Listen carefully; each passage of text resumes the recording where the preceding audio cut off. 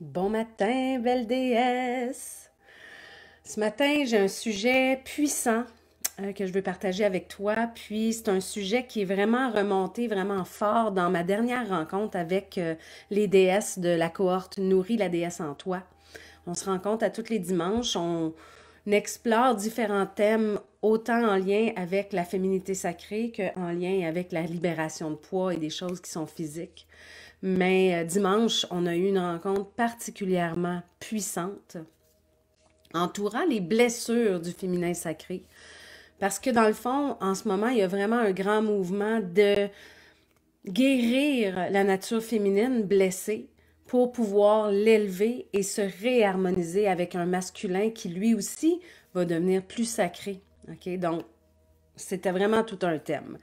Mais avant de rentrer dans mon sujet, ben, j'ai envie de t'offrir quelques résonances du bol sacré.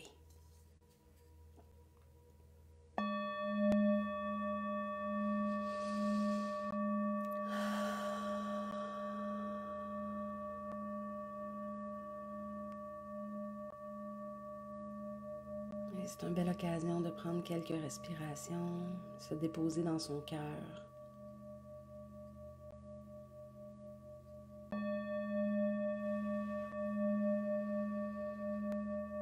Pour vivre cette journée avec les yeux du cœur et quitter le babillage et le brouhaha du mental qui nous permet de vivre de manière centrée, connectée, avec une clarté d'esprit.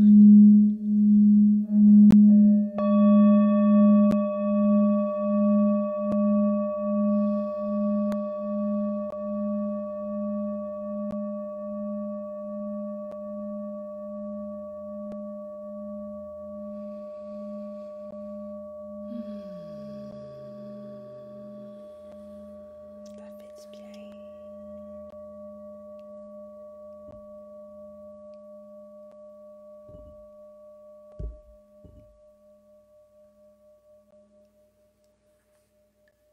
Alors, belle déesse, si tu es avec moi, bon matin, Karine! Oui, hein, tu vois la magnifique peinture de Elisabeth Mello. Je suis allée chercher ça vendredi dernier. C'était extrêmement significatif pour moi. Cette belle et magnifique déesse qui médite. Alors que personnellement, dans ma vie en ce moment, je suis sur le point de commencer une nouvelle voie, une nouvelle technique précise de méditation. Donc, cette toile-là, c'est comme une confirmation, dans le fond. Tu sais, quand les synchronicités, là, tout arrive dans une intersection incroyable, ça nous montre le chemin. Alors, ce matin, je veux te parler de ce puissant outil qui peut vraiment tout changer quand on est dans une démarche de changement, quand on souhaite un changement, que ce soit changer son alimentation pour vivre une meilleure santé, pour libérer du poids, que ce soit se libérer d'une addiction.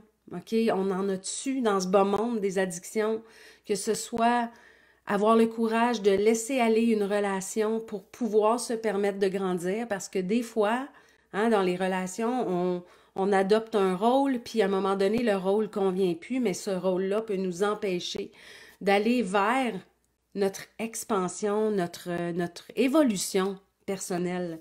Donc, se libérer de ce qui nous retient d'avancer, d'évoluer, des fois, là, ça nous fait tourner en rond. Puis on se demande comment faire, puis on se sent comme en combat.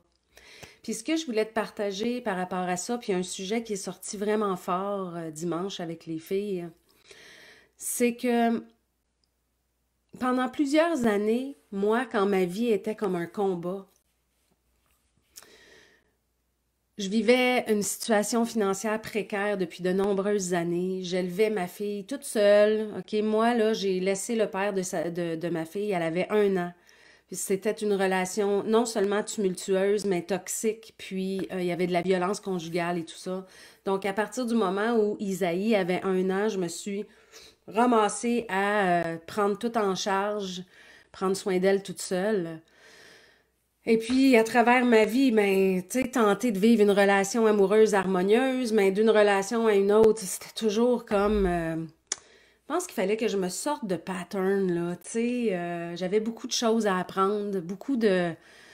Puis, tu sais, pour faire une parenthèse, là, je rentre peut-être un peu creux dans mon histoire personnelle, mais moi, j'ai été une enfant violentée physiquement par mon père, une enfant et une adolescente. Donc, je suis arrivée dans la vie adulte avec... ben, un faible estime de moi, en quelque part, OK? Puis mon sens de ma valeur aussi, qui était très, très atteint. Donc, pendant un moment, j'ai vécu une découverte spirituelle, un éveil spirituel. J'avais 22 ans à peu près. Puis ça sera une autre histoire que je te raconterai. Mais à un moment donné, dans ma vie d'adulte, à force de vivre la vie comme un combat, j'ai laissé s'endormir tout mon côté spirituel et j'ai commencé à affronter la vie comme si j'étais vraiment seule. Donc, c'est devenu lourd. Je suis venue à un point où j'avais plus confiance en mes choix et mes décisions parce que j'avais l'impression qu'à chaque tournant, il y a quelque chose qui allait pas marcher, que j'allais me retrouver encore plus dans la merde. Tu sais, j'avais l'impression de patauger tout le temps sans jamais être capable de m'en sortir. Je me rappelle une fois, je suis allée à une rivière que je fréquente où j'ai toujours senti que la déesse mère habitait là, tu sais. Puis il y a des chutes, des grandes chutes, puis j'étais assise devant ces chutes-là et à un moment donné, j'ai vu un poisson sauter pour comme essayer de monter par-dessus la chute, puis le poisson, il a pas réussi. Et je me rappelle, là, j'avais regardé ce poisson-là, j'avais vu ce moment-là, puis je m'étais dit, mais mon Dieu, on dirait que c'est moi. Si je m'en sors pas, je m'en sortirai jamais. Et à travers ces années de combat-là, ben, je fumais la cigarette, même si j'étudiais la naturopathie, puis que moi, je ne jurais que pour vivre par le naturel, mais c'était vraiment une grosse incohérence. Puis, fait qu'il y avait beaucoup, beaucoup d'incohérences, beaucoup de choses qui me gardaient comme toujours dans le même loop, tu sais. Et puis, à un moment donné, en 2017, j'ai intégré un cercle de femmes. J'ai été invitée dans un cercle de femmes, un cercle d'abondance. Ce qui a vraiment bien tombé parce que mon mindset d'argent, c'était vraiment... ça me gardait petite. Ça me gardait toujours dans les difficultés, tu sais.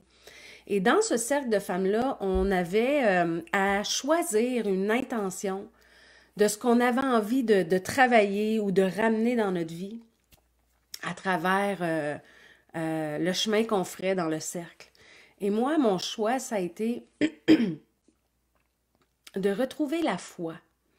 Parce que je m'étais rendu compte que je vivais ma vie comme si j'étais seule au monde et que tout reposait sur mes épaules et c'était extrêmement lourd. Et c'est pour ça que j'étais devenue que j'avais peur de chaque choix, de chaque décision. C'est-tu la bonne, c'est-tu pas la bonne? Tout repose sur moi. Et ça, là, c'était difficile à vivre. Et tout d'un coup, je me suis rendu compte, hey, attends une minute, là, j'ai déjà eu la foi en plus grand.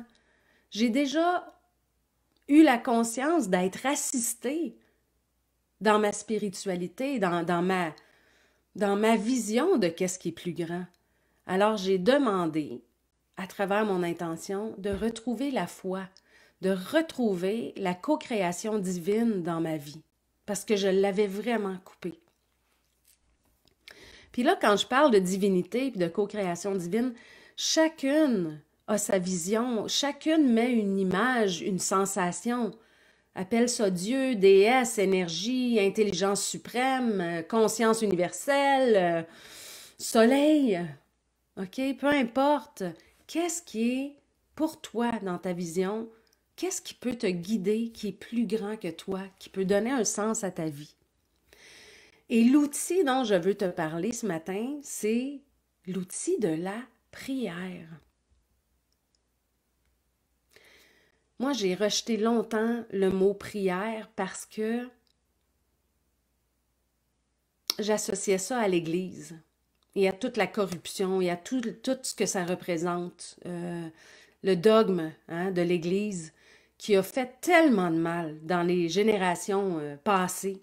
Je pense à nos grands-mères qui étaient obligées d'enfanter des douzaines d'enfants, puis sous peine puis la culpabilité, puis le péché, puis tout ce qui est complètement pas, selon moi, une vision juste d'une conscience supérieure, amour, qui nous guide, ok, qui est lumière. Alors, j'ai rejeté là, la prière. Juste le mot prière, moi, à un moment donné, là, parle-moi-en même pas, tu sais. Mais à un moment donné, dans mon chemin de retrouver la foi, j'ai compris que, de un, le mot prière, on peut l'enlever là, du christianisme du christianisme qui a abusé, OK? Ça leur appartient pas. Mais quand je parle, moi, maintenant de prière, en fait, c'est quoi? C'est déposer une intention et demander de l'assistance. Je disais justement à une de mes belles déesses dans notre rencontre hebdomadaire du programme, à un moment donné, là, quand on tourne en rond, là, puis qu'on ne sait pas trop comment s'en sortir, est-ce qu'on a oublié qu'on pouvait demander de l'aide? Et est-ce que tu savais que la divinité ne peut pas intervenir sans que tu le demandes? Et c'est ça l'outil, demander de l'aide, demander ce que tu as besoin pour faire de ton chemin d'évolution un chemin plus lumineux. C'est quoi ton aspiration intérieure? Puis quand on parle de prière, on parle tu peux bien prier, je sais pas, pour un château, mettons, là, mais tu sais, c'est pas ça, c'est matériel, c'est petit, ça. Souvent, quand on se dépose en prière, peut-être pour dénouer un conflit, peut-être pour sentir la voie juste à travers quelque chose qu'on veut changer, pour grandir, ça nous demande de nous déposer dans un espace centré de soi, un espace de cœur et d'âme.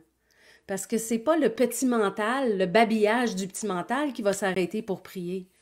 Le babillage du petit mental, lui, qu'est-ce qu'il fait? C'est qu'il commente tout, puis qu'il juge tout, puis il est fru. OK? Quand on décide de s'arrêter puis de se déposer en prière, on met un stop à tous les nuages, toute la statique. Tu sais, là, le bruit. Le bruit qui influence parfois notre direction parce qu'on voit plus clair.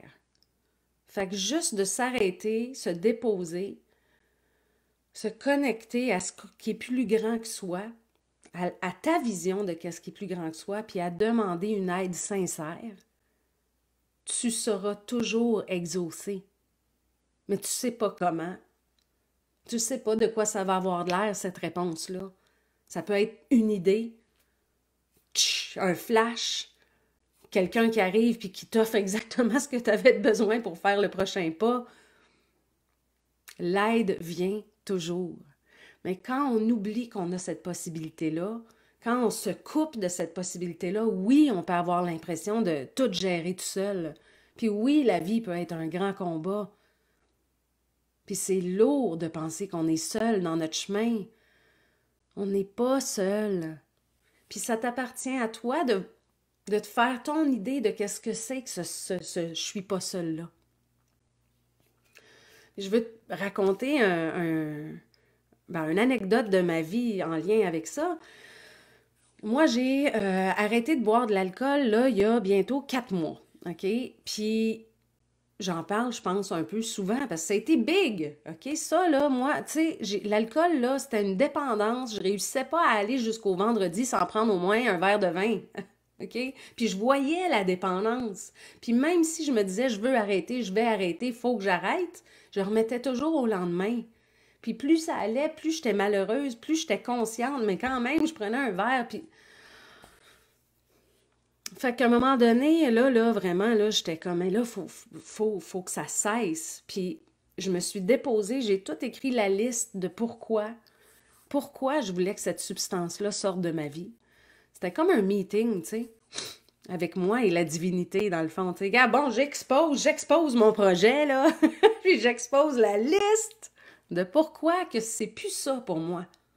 Et j'ai demandé que cette addiction, que cette dépendance soit levée en me faisant une vision de qu'est-ce que serait ma vie si je pouvais être débarrassée pour toujours de cette substance qui me tient, qui me tire vers le bas. Ben, tu sais-tu quoi? C'est exactement ça qui est arrivé. cette dépendance, ce combat que j'avais avec cette substance-là a été levé.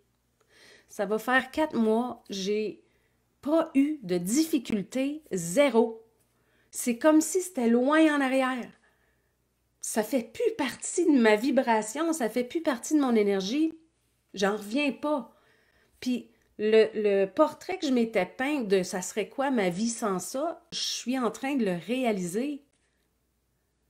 Tu sais, quand je me revire de bord puis je regarde ça, je fais comme waouh, c'était écœurant! Puis mon entreprise Nourrit la déesse en toi, là, quand j'ai commencé à la créer, ça a été jusqu'à maintenant le plus grand exercice de confiance en moi de toute ma vie, là, d'avoir une vision puis de décider de la concrétiser. Mais j'ai invité la divinité à créer avec moi parce que seule, je sentais que je pouvais pas, j'aurais pas eu le courage. Puis je sens que c'est plus grand que moi aussi. Donc, depuis 2 ans, je dis que je co-crée mon entreprise avec la divinité. Et donc, ma job, c'est d'avoir un bon mindset et de mettre en place les actions. Puis la job de la co-création divine, ben, c'est d'amener les résultats, puis de m'insuffler mon inspiration. En fait, je puise mon inspiration depuis là. Je suis habitée. C'est fou. Ma vie n'a jamais été aussi belle et vibrante que depuis que j'ai ramené la foi dans ma vie, depuis que j'ai décidé de me reconnecter à mon sens de la divinité.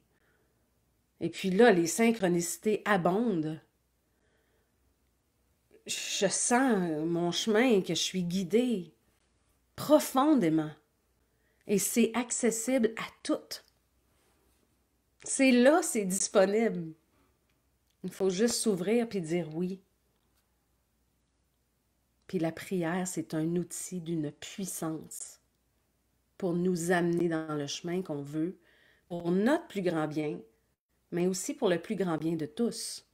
Parce que chaque femme, chaque personne, mais là, moi, je parle avec les femmes, moi, mais chaque femme qui s'éveille à sa lumière, qui se permet de rayonner, là, crée un plus grand bouclier de lumière sur la Terre.